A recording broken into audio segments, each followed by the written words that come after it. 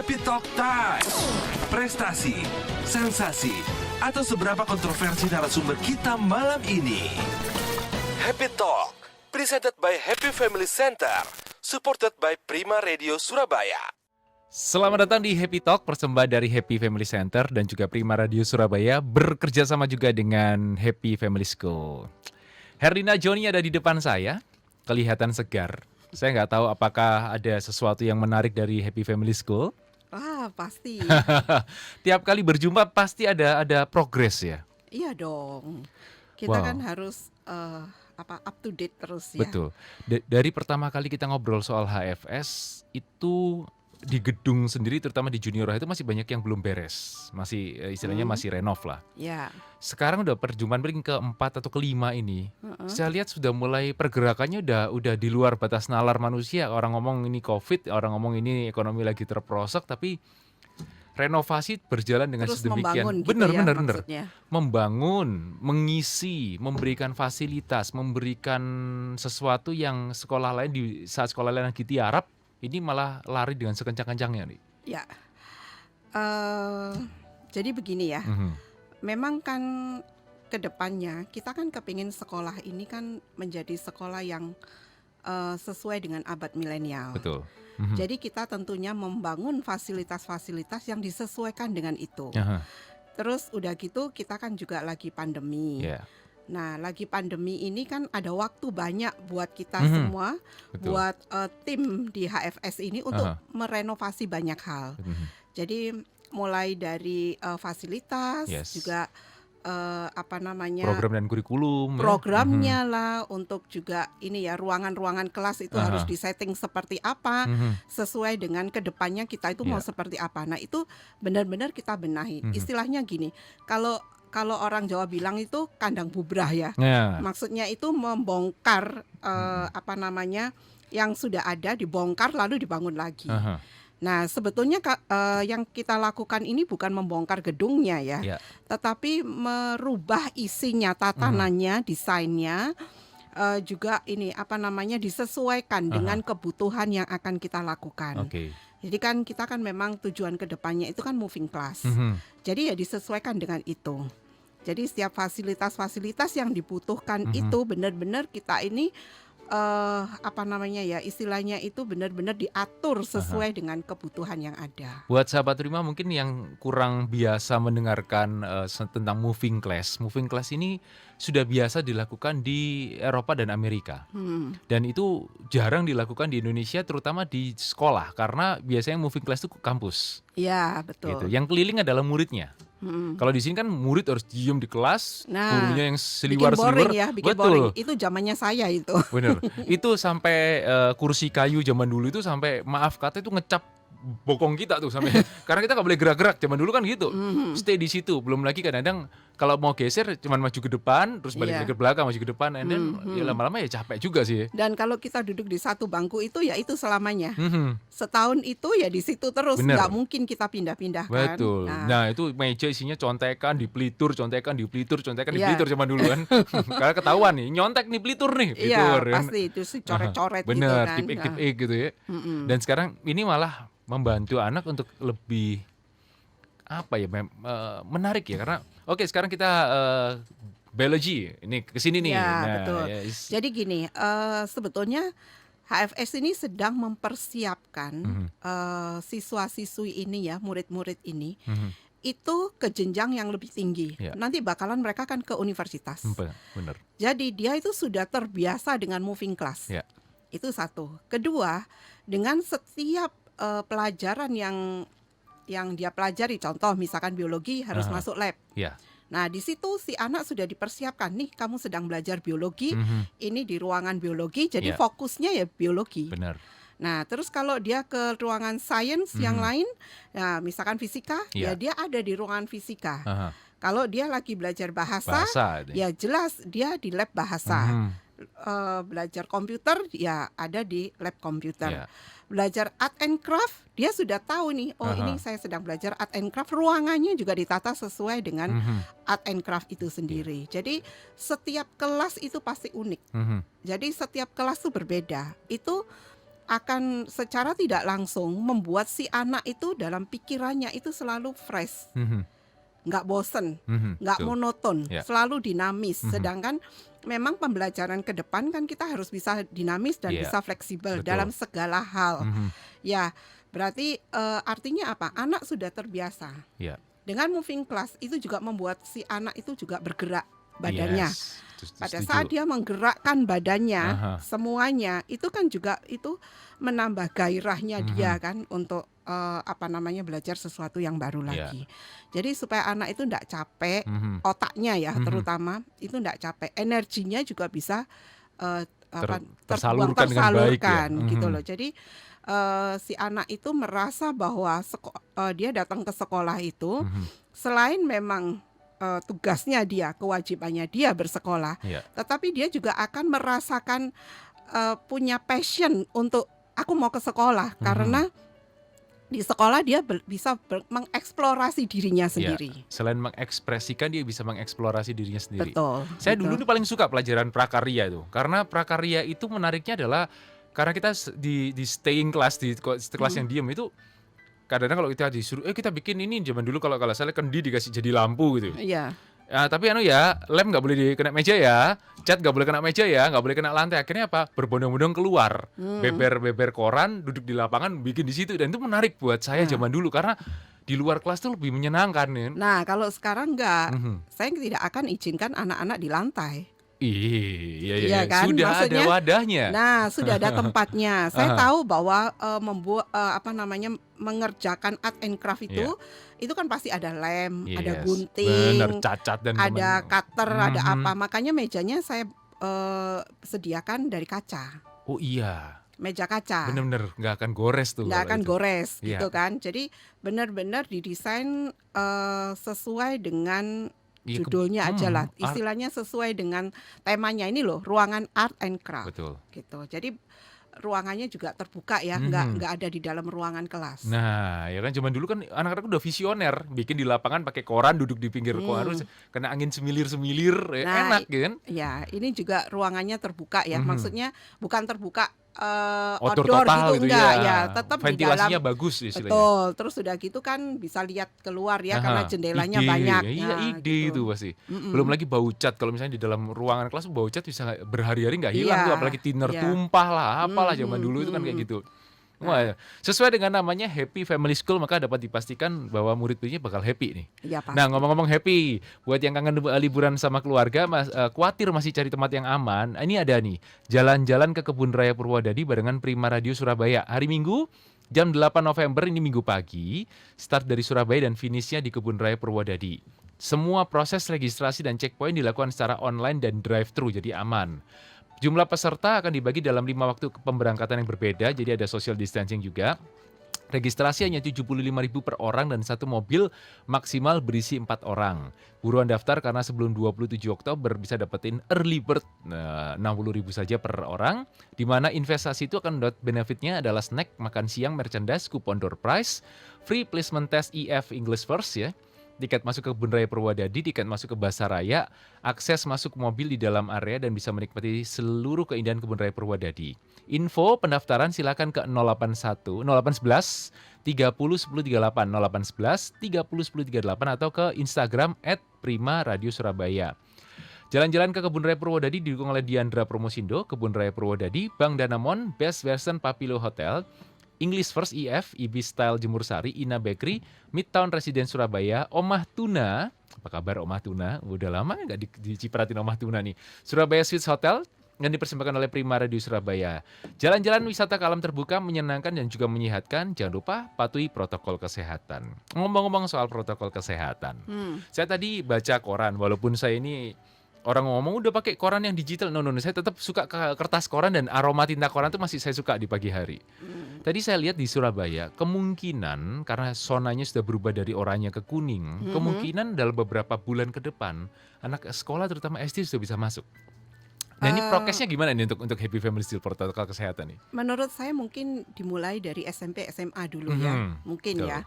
Karena kan anak SMP SMA itu lebih bisa Sudah mengerti, lebih dewasa lah, bisa lebih diajak. mengerti apa itu protokol kesehatan Betul. dan sudah tahu menjaga kesehatan. Aha. Jadi yang dilakukan Happy Family School, kita tentunya juga tidak mungkin lepas dari protokol kesehatan ya. Pasti. Karena kan kita juga nggak mau lah anak-anak kita itu mengalami sakit ya. Benar. Jadi klaster baru nanti malah bahayanya di situ. Betul. Jadi kami sudah menyediakan mulai dari pertama kali datang cuci tangan, ketemu security, touchless lo itu, pakai kaki tuh cuci tangan. Ya, cuci tangan gitu. semuanya tanpa disentuh ya, termasuk ini sabun dan segala macamnya semua gitu pakai kan. kaki dah. Ya, semua pakai kaki. Terus setelah itu kan ketemu security untuk di temperatur temgan itu. Ya, temgan itu dites dulu. Betul. Baru dia masuk ke lift. Karena kan kita menggunakan lift. Betul. Ada tangga juga gitu ya. Setiap hari lift itu pasti disemprot desinfektan lah istilahnya. Ya, disinfektan gitu ya. Semuanya lah ya, semuanya. Karena kan kita terus menjaga ya kesehatan itu. Terus baru mereka langsung naik ke kelasnya masing-masing. Dan di dalam lift pun itu juga sudah ada stiker-stiker kaki di mana mereka tidak akan bergerombol tapi bisa menyebar. Sudah disiapkan semuanya. Sudah beres gitu. semua. Gitu. Ya, dan baru-baru ini HFS juga melakukan semprot seluruh gedung ya, satu gedung. Jadi mulai dari basement sampai lantai 10 itu kita semprot disinfektan. Dan sudah dilakukan dari minggu lalu ya. Nah, karena kita mau benar-benar clear ya, clear, bersih.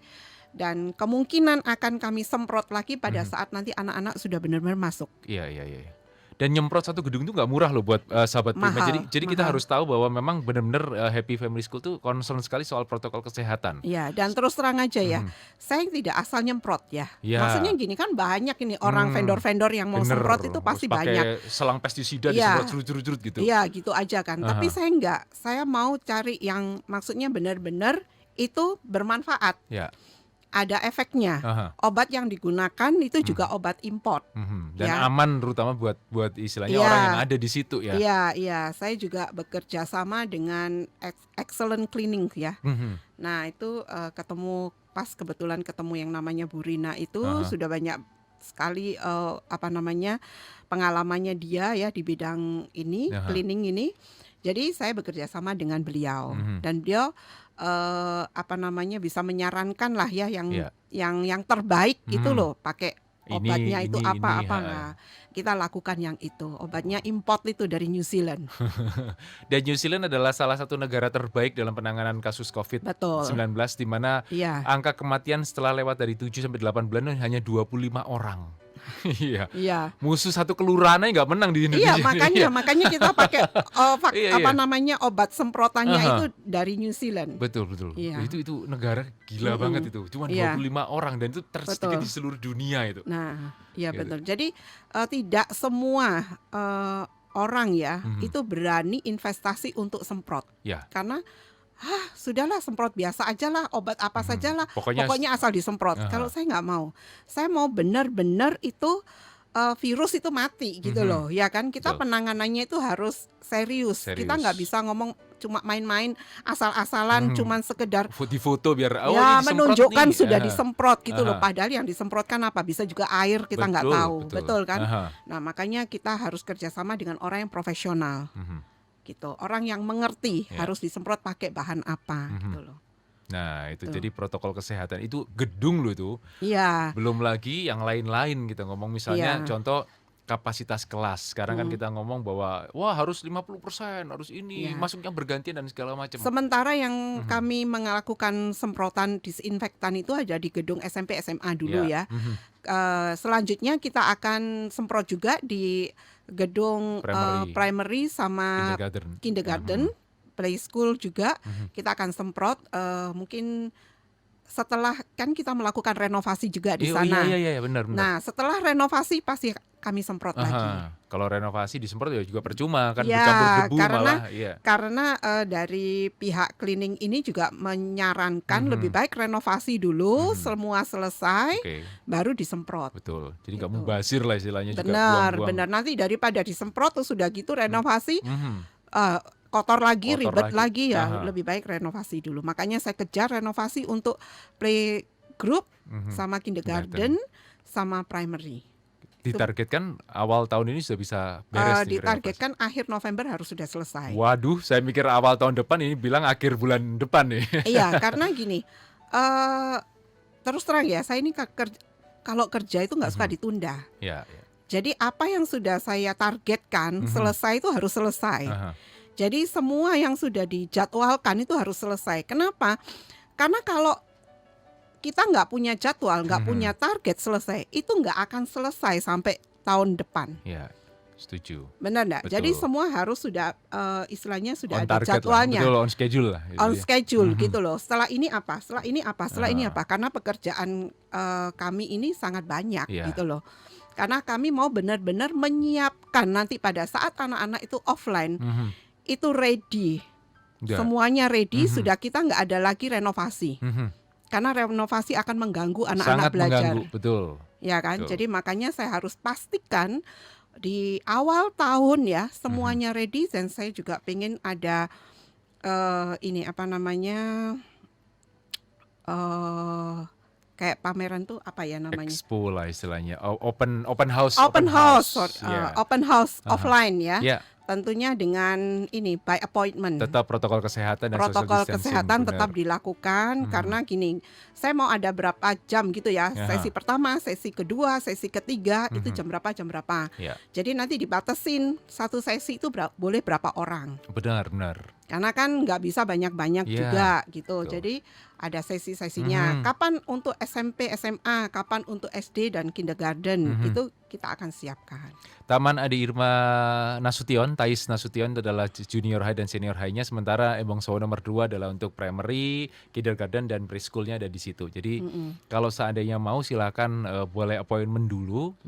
Siapa tahu numpang nama dulu sebelum nanti akhirnya benar-benar ada open house itu kan enak jadi kloter pertama. Ya, kemungkinan nanti pada saat ada open house itu mungkin sudah gelombang kedua ya. Iya, ini pendaftaran gelombang pertama kedua. tinggal dikit ini waktunya. Gelombang pertama ini kan Oktober sampai Desember. Benar. Jadi kalau Januari sudah masuk gelombang kedua. Harga kan pasti lebih mahal. Tetapi jangan khawatir, nanti saya pasti ada bonus-bonus plus. Oh, ada bonusnya lagi. Ya, kalau mereka hadir di open house. HFS ini. Mulai dari play school sampai ke senior high, itu kalau yang datang langsung daftar pasti ada bonus-bonusnya.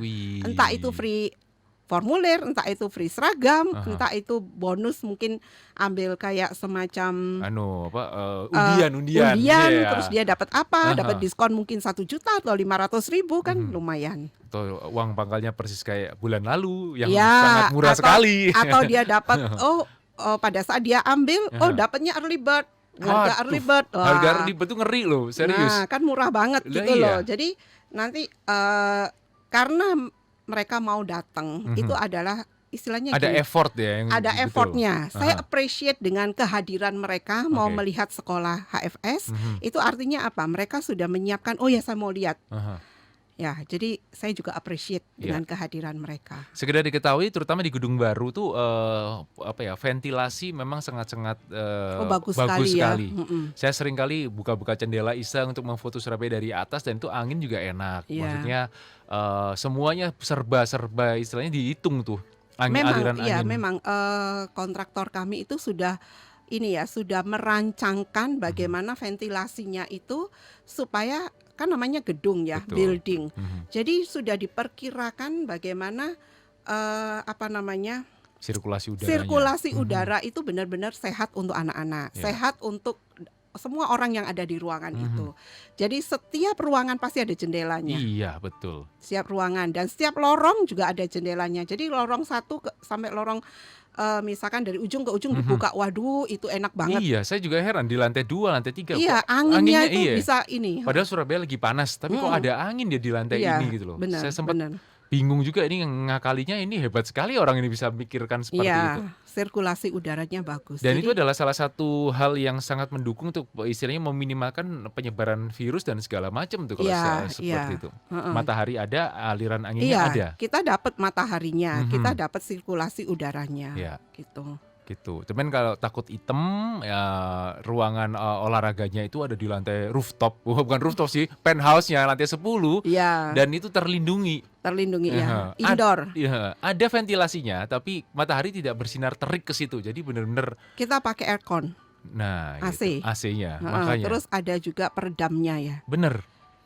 Wih, lantainya juga kita pakai kayu yang standar FIBA itu, basket kan. Standar yang benar-benar diakui sebagai istilah Federasi Basket Internasional itu mengakui sebagai lantai itu adalah lantai internasional. Iya, dan itu multifunction itu bisa untuk basket setengah lapangan, juga bisa untuk badminton 2 lapangan. Wih, ini. Jadi nanti anak-anak juga bisa main di situ. Mungkin juga kami sediakan pingpong juga ya. Oh iya, pingpong kan gampang. Mau tinggal bisa. di ini. Gitu. Wih, itu sudah kami siapkan. Jadi untuk badminton kan 2 lapangan. 2 lapangan itu berarti 2 set lapangan 2 ya. set lapangan, jadi betul. ada netnya betul. Gitulah. Dua bisa bermain istilahnya langsung 2 pertandingan. 2 pertandingan gitu. Itu nanti tinggal dikasih gawang futsal di lapangan futsal tuh. Ya, terus kan? Basket kita juga punya apa itu namanya yang buat masukin bola ring. Ringnya itu juga kita internasional juga standarnya. Wih. Jadi walaupun digelantungin juga nggak mungkin bergerak ya. Benar nggak mungkin pesok dan nggak mungkin hancur. Ya itu yang juga salah satu daya tarik dari HFS ya. Jadi saya juga kepinginnya ada pemain basket junior yang muda itu bisa menikmati fasilitas di HFS. Nah saya membuka kesempatan untuk para pebasket. Anak-anak muda, betul. Anak-anak SMP, SMA bisa menikmati lapangan basket standar FIBA, boleh masuk ke Happy Family School. Dan pasti ada harga spesial bagi anak-anak yang berbakat dan juara. Itu pasti. Kami sediakan scholarship-nya. Live Facebook @Prima Radio SBY dan Instagram kita di Prima Radio Surabaya. Ini ada spesial terutama kadang-kadang buat anak-anak. Sekarang ini atlet gak dihargai, beda zaman saya tahun 90-an tuh. Atlet dihargai tuh. Tapi sekarang beda. Iya. Atlet sekarang dihargai. Dihargai di Happy Family School nih. Betul. Kami menghargai. Jadi makanya kenapa mereka yang berprestasi di dalam sport ya seperti misalkan basket lah atau badminton atau apapun lah ya yang memang ada fasilitasnya di Happy Family School, kita sediakan scholarship-nya. Jadi kalau misalkan ya anak itu juara nasional atau juara provinsi, sering latihan, sering pertandingan keluar kota mungkin atau keluar negeri, mewakili tertentu. Iya kan mungkin ikut Olimpiade, SEA Games lah atau apa, kan pasti waktunya nggak ada kesempatan untuk dia, misalkan sekolahnya pasti kan terbengkalai lah pasti itu. Pasti tertunda, mungkin ujian juga tertunda. Nah kita guru pendidik itu harus bisa menolong si anak ini untuk tetap bisa melaksanakan sekolahnya seperti kayak orang homeschooling gitu loh. Oh, tapi ini sekolah offline tapi diperbantukan kayak homeschooling, misalnya mereka ada di luar negeri pertandingan by Zoom misalnya. Ya, maksudnya anak ini juga harus tetap bisa melakukan proses belajar mengajarnya itu. Proses belajar mengajar dan dia supaya nggak ketinggalan. Dia tetap bisa mengikuti pelajarannya. Gitu. Jadi kita benar-benar mendukung lah anak-anak yang punya prestasi di bidang itu. Misalkan dia itu juara musik piano atau apa, dia mungkin ikut pertandingan di luar kota atau dia harus latihan atau apa gitu ya. Dan memang itu itu bukan sekedar cuma dia pintar musik tapi nggak ada prestasinya. Itu hobi namanya. Itu cuma hobi bukan gitu prestasi, loh. Jadi saya mendukung anak-anak yang memang punya prestasi. Ikut lomba juara provinsi lah, juara nasional lah, atau ikut idol itu terus atau lolos ikut idol. Nah, besar, kita juga kan? mau mensupport mereka, ya kan? Karena padahal sekolah lain tuh kadang-kadang nggak ngasih izin loh, kita berusaha untuk membantu mereka. Karena ada salah satu anak juga yang daftar ke kita SMP, itu ada yang juara wushu tingkat nasional. Wih, itu olahraganya Jet Li tuh. Iya, nah saya senang sekali. Justru saya itu senang menerima anak-anak yang punya prestasi, dan saya harus mensupport anak-anak ini supaya anak-anak ini merasa bahwa ada satu pride di dalam dirinya dia. Selain akademiknya, misalkan akademiknya kurang bagus tapi dia punya prestasi yang lain, dia tetap bangga dengan dirinya.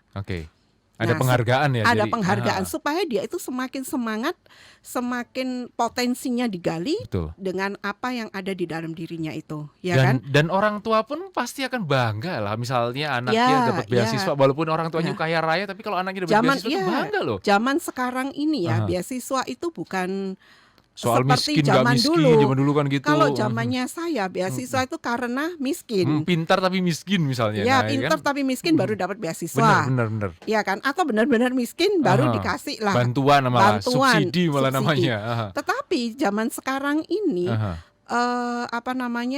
scholarship itu ya, beasiswa itu didapatkan karena prestasi yang benar-benar mereka prestasi gitu ya, baru dikasih. Dan siapapun dia, semua orang tua itu bangga kalau anaknya itu dapat beasiswa. Iya.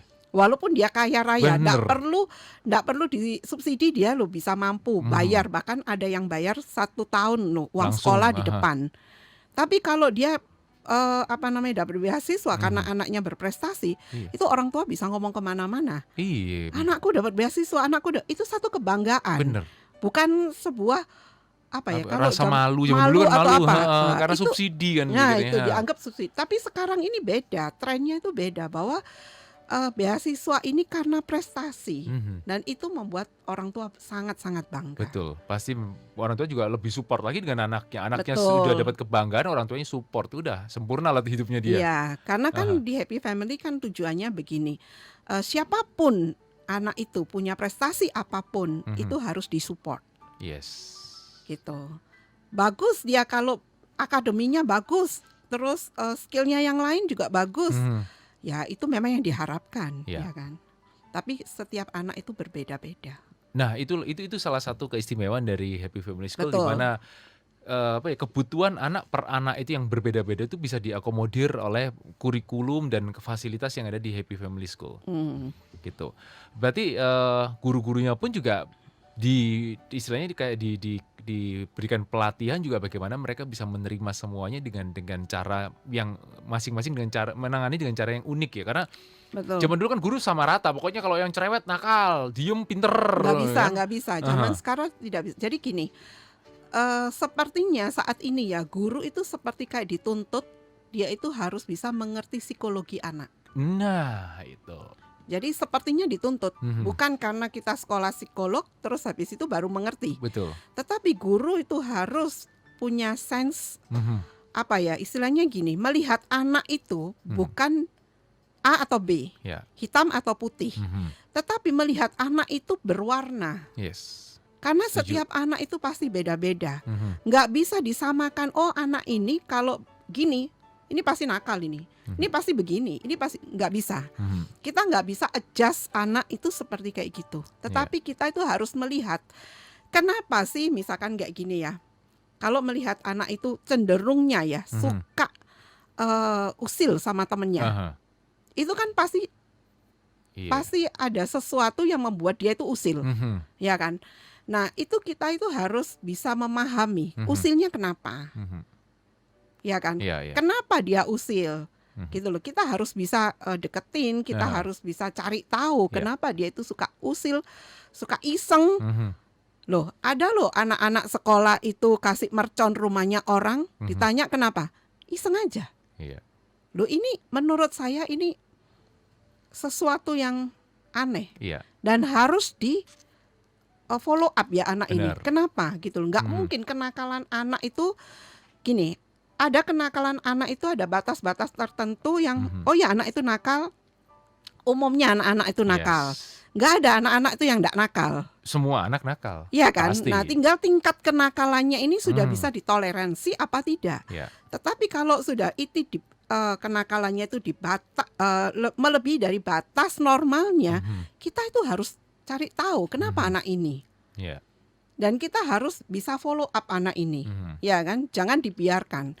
Karena kalau dibiarkan, pembiaran itu akan menjadikan masa depan anak ini juga lebih parah lagi. Makin nggak jelas gitu. Artinya apa? Sekolah ini tidak bisa membantu si anak untuk menjadi lebih baik. Iya, berarti sekolah itu cuma mengakomodir anak-anak diam dan pintar akhirnya. Iya. Justru anak-anak yang aktif malah. Ya, Happy Family itu harus hadir.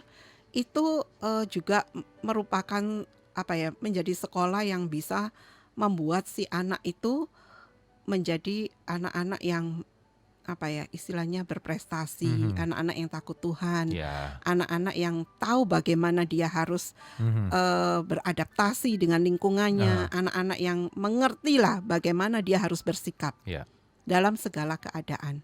Jadi istilahnya gini, saya terus terang aja ya, saya pernah ngajar kayak Minggu Ceria di gereja ya. Saya kan mengajarnya di Tunas Remaja. Nah di situ ada aja anak-anak yang nakal, juga banyak gitu kan. Nah dari situ saya ingin tahu kenakalan mereka itu penyebabnya itu apa. Pasti ada alasan. Iya, ada asap pasti ada api dong. Nah setelah saya dekatin, saya suruh mereka buat surat gitu ya, curhat lah di dalam surat itu. Setelah saya baca satu-satu, saya tahu setiap anak ini punya persoalan di dalam keluarga masing-masing. Dari situ saya mau mulai pendekatan. Dan setelah saya pendekatan kurang lebih 2-3 bulan ya, anak ini berubah drastis. Karena apa? Karena setiap anak itu butuh perhatian. Setiap anak itu butuh teman untuk curhat. Nah kitalah jadi teman curhatnya dia. Sampai kita ngerti maunya dia itu apa. Jadi kalau seorang anak, istilahnya kita bisa tahu istilahnya ini kenapa. Kayak itu kalau orang bahasa Jawa bilang kepegang buntutnya sudah. Ya kan, kalau sudah kepegang buntutnya kita mau ngarahkan lebih enak. Karena kita tahu akan gerakannya kemana nih. Sukanya dia kemana. Sehingga dia lebih optimal. Nah makanya ini saya terus terang aja sangat konsen ya dengan anak-anak remaja SMP SMA ini. Mereka anak-anak yang sedang mencari jati dirinya. Dan kita harus bisa menyadarkan mereka, istilahnya mereka itu mengerti siapa dirinya.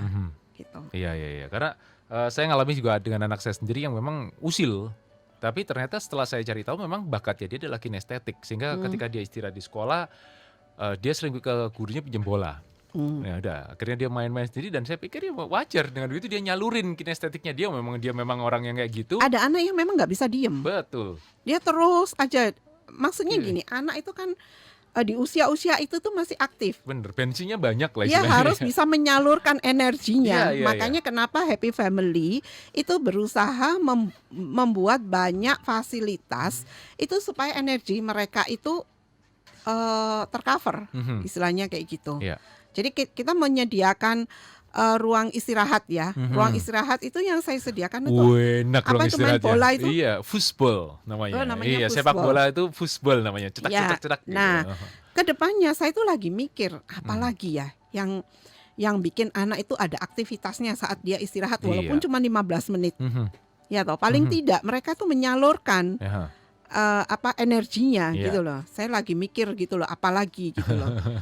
Saya lagi mikir, lagi sedang berencanakan untuk membeli satu alat, tapi saya nggak berani sebutkan dulu di sini karena kan saya harus lihat nanti itu cocok apa tidak gitu loh. Atau mungkin misalnya kalau mungkin kayak yang lebih kalem mungkin main Scrabble ya kan, bermain tapi sambil belajar bahasa Inggris karena gitu. Jadi gitu, saya lebih mencari sesuatu di mana saat dia menyalurkan energinya itu ada satu pembelajaran. Ya, ada benefitnya ketika dia melakukan itu. Ya, ini saya lagi pikirkan apa, belum tahu. Saya nggak berani sebutkan, nanti saya ini lagi sama manajemen support. Waduh, ini bahaya ini Bu Erlina, ini kalau ngomong ini minta ini. Tapi seumur-umur saya sekolah memang saya nggak pernah menemukan ada area di mana ketika kita istirahat itu justru kita diakomodir, karena pasti istirahat itu ke kantin. Zaman saya sekolah dulu kalau nggak gitu berantem. Karena kan namanya banyak lakinya pasti gesekan-gesekan muncul dan segala macam. Tapi kantin itu doang sih aktivitas ketika kita istirahat, dan itu selalu jadi ya kantin lagi nggak ada yang gimana gitu. Nah makanya kita punya kantin itu kita sebut kafetaria. Jadi bukan kantin biasa. Sebentar, kafetaria ini menarik ini. Bahasa kafetaria ini harusnya sesuatu yang kekinian. Saya berusaha membuat kafetaria itu gayanya itu gaya anak muda. Gayanya itu seperti dia tidak merasa bahwa itu di sekolah. Karena kan butuh sesuatu yang lain pada saat dia istirahat makan, ya kan? Jadi saya kepingin anak-anak itu merasakan satu satu pengalaman yang lain gitu loh maksudnya. Jadi dia ngerasa bahwa dia tidak sedang ada di sekolah, Iya. Seperti dia Kayak di sedang food court berada ya. di food court, Iya, di iya. mall atau di Aha. mana gitu. Jadi saya berusaha membuat kafetaria itu menjadi salah satu tempat buat anak-anak itu benar-benar menikmati makan dan rest. Oke. Area yang membuat mereka itu juga fresh ya. Mhm. Ada pemandangan yang berbeda Mhm. gitu. Jadi saya di sana mau sediakan mungkin ada televisi yang besar ya, pada saat dia Waduh. makan, dia bisa Wih. juga santai lihat Waduh, nonton Netflix di situ tuh. dia sambil Heeh. ini gitu. Jadi Mhm. supaya dia juga menghilangkan stresnya Iya. juga di situ kan. Aha. Juga itu tempatnya terbuka, Yes. outdoor Aha. gitu. Yohanes kan pernah ke sana Pernah kan, ke situ. udah lihat kan. Aha. Jadi anak-anak benar-benar selain makan juga fresh. Terus saya Aha. juga pengen menciptakan pada saat anak makan itu cuma tidak sekedar oh dia makan terus udah selesai, enggak. Ditinggal Saya ya. kepingin Mhm. anak-anak pada saat makan itu ada interaktif Mhm. dengan temannya, dengan gurunya, dengan Ya. orang-orang di sana. Jadi ada komunikasi. Mhm. Terus anak-anak juga dilatih untuk apa ya namanya, kayak misalkan makan ambil makanan itu juga harus mereka belajar queue up. Ya, membersihkan ini yang jarang nih. Nah dia harus juga Aha. belajar ngantri. Ngantri. Oke, Ya oke. kan, karena kan saya sistemnya kayak semacam food court gitu Aha, ya. Nanti aha. dia pilih-pilih terus dia ngantri gitu. Aha. Terus nanti setelah saya makan dia harus beresin Yes. napannya, piringnya, Queue up sendoknya, dan clear up di situ clear nih. up Iya. juga Mhm. gitu. Nanti sampah ya dia buang sendiri ke Ada tempat tempatnya, sampah. betul. Nanti piring yang kotor ditaruh tempat kotor, Aha. napannya taruh di mana, sendoknya Iya. di mana, garpunya di mana, Mhm. gelasnya di mana. Dia sudah harus tahu. Tahu. Jadi anak-anak itu harus mandiri. Iya. Dia harus clear up itu mejanya sendiri. Aha, sehingga orang lain datang pun sudah dalam kondisi bersih. Ya, Aha. seperti kayak di luar negeri kalau kita ke food court kan Iya. nggak ada orang ada, pekerja, betul. kita harus beresin sendiri, Mhm. ya kan? Nah, saya mau anak-anak itu sudah seperti itu. Dan yang meninggalkan nampannya di meja pasti orang Indonesia kalau di luar negeri. Wih, wong Indo iki pasti. Nah, Gitu kan? itu anak-anak sudah dibiasakan seperti itu. Dia Aha. tanggung jawab atas apa yang dia lakukan, Oke. gitu. Dan istilahnya kalau jadi kayak gitu berarti ketika anak ini mengajak temannya dari luar sekolah, nggak malu-maluin nih kantinnya atau kafetarianya nih. Wah, Iya. ya itu satu kebanggaan ya buat. Iya, pasti sekolah lain akan mengeluarkan kata-kata bisuan khas Surabaya berkata, kok keren tempatmu ya. Sampai ada orang tua ya yang Aha. kadang orang tua kan datang daftarin anaknya, Mhm. mesti kan survei lihat tempatnya seperti Iya. apa kan.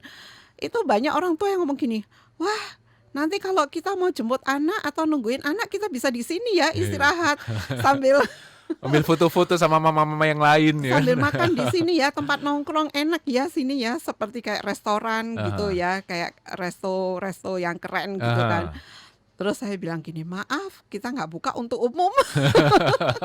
Ini memang fasilitas untuk anak-anak gitu loh. Dan walaupun itu outdoor itu berarti ventilasi dan sirkulasi bagus. Oh semua sudah diatur. Saya juga lihat juga apa namanya wastafel juga banyak sehingga cuci Iya. tangan pun juga istilahnya, harus cuci tangan, udah ada Heeh. terakomodir di situ. Iya, kita juga sediakan wastafel mungkin bisa 5 anak ya Aha. berjejer gitu. Makanya berarti kan secara protokol kesehatan udah lebih dari cukup. Padahal biasanya disuruh nyediain cuma 1, ini bisa lebih 5 kali lipat. Iya, iya. Bahkan concern soal protokol kesehatan itu sampai ke arah kafetaria. Ya.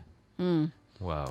Jadi kita perhatikan setiap ruangan juga. Mhm. Kita malah nanti ya ke depannya itu setiap kita masuk keluar lift ya, Iya. itu di depan lift itu sudah ada Hand sanitizer. hand sanitizer gitu. Jadi juga kita siapin apa namanya tong sampah ya Betul, di betul, betul. sudut-sudut ruangan gitu ya, supaya anak-anak juga membuang sampah tidak sembarangan. Betul. Jadi saya mau ruangan itu harus bersih ya, Aha. harus bersih, harus rapi. Mhm. Jadi kami mendidik anak-anak itu bisa mencintai Oke. gedung sekolah itu Aha. seperti rumahnya. Mhm. Nah itu harus terjadi. Iya. Jadi di saat anak-anak itu rasa kayak self of belongingnya terhadap gedung sekolahnya itu Mhm. nanti dia dimanapun dia berada dia akan seperti itu. Wah, benar. Ini kayak sebuah life skill yang Ya, Saya- implankan sejak dini. betul. Jadi saya mau anak-anak itu sudah diajarin atau dididik, dilatih Mhm. untuk dia bisa melakukan apa namanya ya, melakukan sesuatu di mana dia itu pada saat keluar dari sekolah dia itu Mhm. sudah tahu apa yang harus dia lakukan. Ya. paling enggak mannernya dia di luar pun Betul. bisa ini kok gini anak HFS ya? Behavior-nya ya, Anak HFS ya? behavior-nya, Kadang-kadang kan ada kayak ya. ciri khas tertentu dari sekolah-sekolah. Stylenya itu harus punya stylenya. Oh, kalau jebolan sekolah ini stylenya anak-anaknya pasti kayak begini gitu loh. Iya. Saya soalnya Itu harapan ya, iya. harapan. Tapi biasanya iya loh. Saya dulu sekolah di itu anak-anak zaman saya laki-laki pasti orang tahu kalau misalnya ada laki-laki SMA keluar dan itu rambutnya panjang-panjang, pasti anak sekolah saya tuh. Karena sekolah saya itu sangat sedikit mengizinkan untuk rambutnya lebih dari kerah masih boleh waktu itu. Jadi kayak sebuah kebanggaan dengan zaman tahun 90-an rambut belah tengah, terus agak panjang dikit itu pasti sekolah saya. Nah, itu sebuah ciri khas. Sama juga dengan teman-teman dari HFS. Ketika saya kayak di TP gitu, saya di food court saya makan, saya bersihin sendiri itu saya kelihatan kayak orang aneh loh. Saya taruh di tray, paling nggak saya buangkan ada buangannya, saya taruh. Cuma sekedar gitu aja orang melihat dengan pandangan aneh karena biasanya mereka tinggal. Betul, ditinggal, dibiarin seperti kayak I don't care gitu kan. Iya. Nah, tapi saya mau anak-anak ini peduli dengan apa yang dia lakukan. Jadi seperti dia mengembalikan napan di tempatnya, berani ngantri atau apa semuanya itu. Nah, itu sesuatu yang berbeda. Yang mungkin dirasa tadi awalnya itu wah ini kayak merepotkan ya, tapi lama-lama itu sudah akan jadi kebiasaan. Habit anak itu. Nanti dimanapun dia berada, dia akan lakukan hal yang sama. Dan semoga itu jadi ejekan. Jadi ketika ada orang balikin nampan, lu kayak anak HFS lu. Nah itu berarti program itu berhasil. Bener kan? Berhasil. Jadi ini yang saya enaknya sendiri ketika ngeliat temannya merapikan akan mengeluarkan statement seperti itu.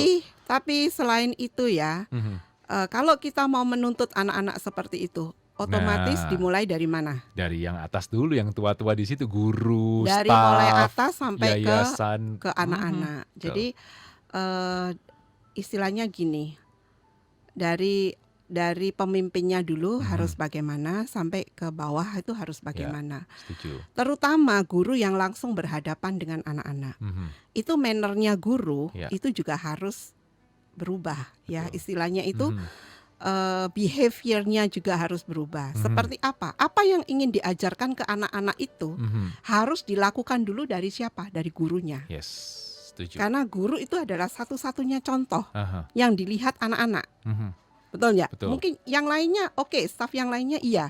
Tetapi staff yang lainnya itu tidak berhubungan dengan secara direct ya. Direct dengan siswa gitu loh. Yang berhubungan direct dengan siswa itu adalah gurunya. Nah, di sini saya juga mau guru itu punya style. Oh, inilah kalau di istilahnya gini, kalau di luar kelihatan ini gurunya HFS nih pasti. Nah, iya, betul. Stylenya seperti apa ini pasti gurunya HFS. Nah, jadi kalau mau membuat sesuatu yang berbeda, sesuatu yang memang itu ciri khas, itu ya harus dilakukan oleh semuanya. Tidak bisa hanya siswa, tidak akan berhasil ke siswa kalau dari gurunya belum berhasil. Nah, di sini itu hanya istilahnya gini ya. Istilahnya itu kayak orang itu merubah kebiasaan, itu saja. Awalnya merubah kebiasaan itu nggak mudah. Tetapi kalau itu dilakukan karena aku harus melakukannya, pasti bisa. Pasti. Nanti yang kagoknya itu cuma sekali 2 kali. Selanjutnya itu udah kebiasaan. Betul. Contoh ya. Contoh saya ini orangnya itu bersihan. Kalau lihat sesuatu yang kotor atau tidak pada tempatnya, itu otomatis nggak ada yang nyuruh, nggak ada yang ini, otomatis mata itu kelihatan sepet atau aduh kok rasa nggak enak, mengganggu mood gitu loh. Saya pasti pindahin gitu loh, pasti pindahin gitu. Jadi itu otomatis, nggak terpaksa, enggak, tapi otomatis yang kita lakukan seperti itu. Betul. Ini sama juga ketika kita membuat suatu paksaan untuk orang memakai masker dan akhirnya sekarang orang biasa pakai masker. Gitu loh. Dan rasa harus pakai. Malah gitu kalau loh. nggak pakai malah diliatin orang, ini orangnya sok-sokan nyawanya 9 nih. Atau orang juga gini, ini orang ini kok nggak tahu adat ya gitu loh. Aneh, padahal dulu kita dipaksa untuk melakukan pemaskaran kayak udah dipelorot lah, taruh leher lama-lama akhirnya sekarang udah biasa. Mau nggak mau gitu loh, sudah terbiasa. Jadi sebuah kebiasaan dan akhirnya menyelamatkan juga banyak orang ketika Surabaya sudah bergeser dari dulu merah, hitam, merah, orange, sekarang sudah di area kuning. Berarti berhasil orang-orang ini untuk menerapkan kebiasaan yang benar. Gitu. Sama juga dengan HFS. Ketika memang awalnya dipaksa, misalnya dari luar dengan berbagai macam sekolah, misalnya masuk ke junior high, awalnya dipaksa karena di sekolah saya nggak pernah kok disuruh gini, tapi ternyata setelah beberapa saat itu jadi sebuah habit. Sometimes itu ya, sometimes itu kadang tidak dari anak saja yang sulit. Kadang orang tua itu juga merasa, aduh sekolah aja kok begini. Ya kadang-kadang dari orang tua juga gitu loh. Nah, kami berharap ya, HFS ini berharap orang tua itu bisa bekerja sama dengan sekolah. Kita sebut itu sinergi ya? Ya, sinergi. Karena apa? Keberhasilan sekolah ini, keberhasilan dari anak-anak didik kita itu juga tidak lepas dari peran aktif orang tua yang mendukung sekolah ini, gitu loh. Karena apa? Apapun yang sekolah lakukan pasti itu untuk kebaikan si anak itu, bukan untuk kebaikan sekolah itu saja. Betul. Pasti untuk dampaknya anak itu. Kenapa sih kita buat aturan seperti ini? Kenapa sih kita lakukan semua ini? Karena apa? Ya karena untuk anak didik kita. Benar ya? Betul. Kita bukan menjadikan anak itu monster, tetapi kita mau menjadikan anak itu seperti dirinya sendiri yang seperti yang Tuhan ciptakan untuk dia. Kita membangun divine generation di sini ya. Betul. Jadi istilahnya gini, terus terang aja ya. Kadang itu saya melihat ya, saya melihat anak-anak sekolah di Indo dengan anak-anak sekolah di Singapura itu sangat berbeda. Kalau di Singapura anak orang kaya semua naik busco. Oh iya. Even anak orang kaya dia juga naik MRT, dia rapi, jalannya rapi semua. Dia otomatis dia melakukan sesuai dengan peraturan pemerintah Singapura gitu kan. Tapi kalau melihat anak-anak sekolah di sini ya, udah kelas 6 SD masih pakai suster.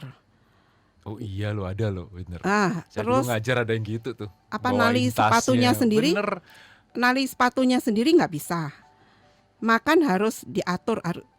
Saya merasa ini anak-anak jadi robot. Ya itu yang sebenarnya anak-anak nggak bisa lakukan. Beda loh dengan orang bule ya. Itu dari kecil dibiarin aja makan anak itu belepotan dibiarin. Tapi dia akan berhasil mandiri dalam segala hal. Nah, nggak tahu ya, mungkin habitnya orang Indo semakin banyak suster semakin kelihatan kaya ya, saya nggak tahu lagi ya. Tetapi menurut saya ini hal yang sesuatu yang tidak benar. Anak-anak itu harus sejak dini itu diajar untuk mandiri. Karena suatu kali kita itu tidak selalu bersama dengan dia. Satu kali kita akan meninggalkan dia dan dia harus hidup sendiri dan berjuang untuk dan dia dirinya harus sendiri. berjuang untuk dirinya sendiri. Makanya kita harus didik anak-anak itu untuk bisa berjuang di dalam segala keadaan. Wow, setuju. Ya kan? Dia harus bisa istilahnya itu menghidupi dirinya sendiri. Dan dia melakukan itu semuanya untuk dirinya sendiri gitu loh. Jadi percayakan buah hati Anda pada Happy Family School untuk membuat mereka menjadi generasi yang berbeda, generasi yang akan menggarami dan menerangi kota ini dan negara ini, dan generasi yang akan muncul bukan cuma intelijensia tapi juga bakat yang diberikan apresiasi, bakat yang istilahnya disalurkan, dan sekolah yang sangat-sangat concern soal protokol kesehatan sesuai dengan peraturan pemerintah. Kalau ngomong sama Herlina Joni nggak bisa habis nih. Waktunya bahkan sudah habis. Beliaunya masih punya banyak cerita. Banyak cerita karena apa? Nggak tahu ya. Saya sejak handle sekolah ini, gini, saya punya begitu besar passion saya untuk memperbaiki sekolah ini.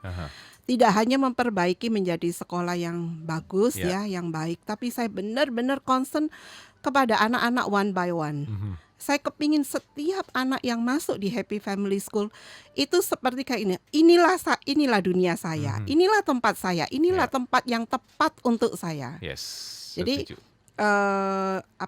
merasa bahwa pilihan yang tepat untuk dirinya itu. Saya kepingin anak-anak merasakan seperti itu. Saya itu nggak salah pilih sekolah. Ada jatuh cinta sama sekolah ya. Saya pingin anak-anak itu merasa bahwa sekolah itu adalah this is my second home. Ya gitu. Jadi rasa kayak ya ini seperti rumah saya gitu loh. Jadi kalau sudah ada perasaan this is my home, itu seperti kayak punya sense of belonging terhadap sekolahnya. Otomatis anak-anak itu akan bisa bekerja sama dengan guru-guru, dengan semua staf untuk sama-sama menjaga kita punya sekolah. Penasaran bisa mulai mendaftar di Taman Adi TAIS ya, Taman Adi Suryani Nasution maupun di Bongso nomor 2 untuk ngikut open house ya, nanti yang akan kita buka setelah kita pasti umumkan. Tapi daftar dulu itu menarik karena itu akan mendapatkan kloter pertama, dan setelah itu nanti Anda bisa melihat apakah benar apa yang diucapkan dengan Ibu Herlina Joni ini memang ada di sekolah itu, karena saya sendiri sudah membuktikan bahwa memang ada sih. Jadi bukan cuma sekedar kaleng-kaleng atau sekedar tipu-tipu, tapi memang benar-benar ada dan benar-benar nyata. Kalau nggak percaya datang dong. Nah, daftar dulu untuk open house-nya supaya tetap social distancing kita perlakukan, dan Anda juga bisa melihat bagaimana keseriusan mereka untuk membuat sekolah ini menjadi sekolah yang baik dan berguna buat hanya. Siapapun boleh visit every day ya.